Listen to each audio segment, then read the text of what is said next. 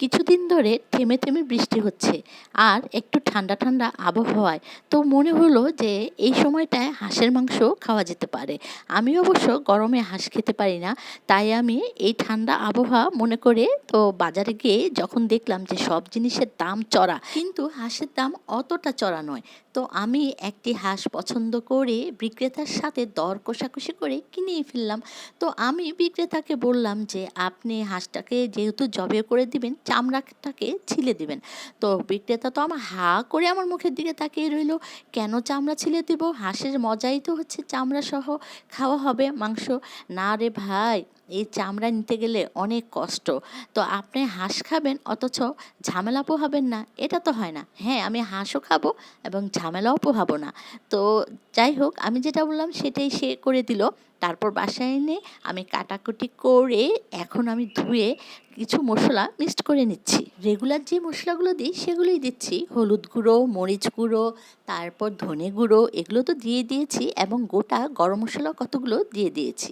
এর মধ্যে আমি পরিমাণ মতো বা স্বাদ মতো লবণও দিয়ে দিয়েছি। আর ওই আদা বাটা আর রসুন বাটা আমি একসাথে বেটে নিয়েছিলাম, তো সেটা আমি একটু বেশি করেই দিয়ে দিয়েছি, কেননা হাঁসের মাংসটাকে আমি আজকে ভুনা ভুনা করে রান্না করব। আর আসলে ভুনা করে রান্না করলে কিন্তু কিছুটা মশলা বেশিই দিতে হয়। সেই সঙ্গে আরও দিয়ে দিচ্ছি কতগুলো কেটে রাখা পেঁয়াজ।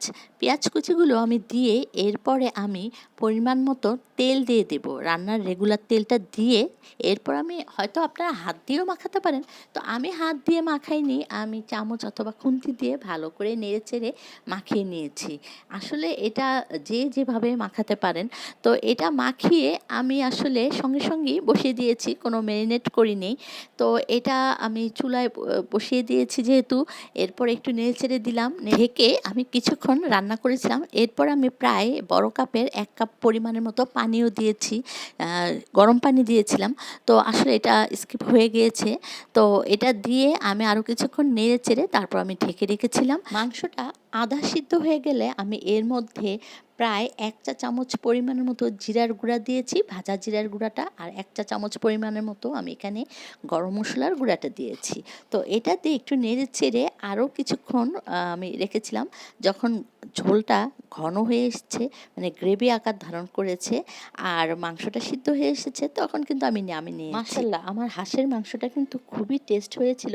আর দেখলেন তো কত কম সহজ উপকরণে আমি কিন্তু সহজেই এই হাঁস রান্না করে ফেলেছি। আজকে আমার রেসিপিটি কেমন লাগলো সবাই অবশ্যই কমেন্টে জানাবেন। আর আজকে এই পর্যন্তই, সবাই ভালো থাকবেন। আসসালামু আলাইকুম।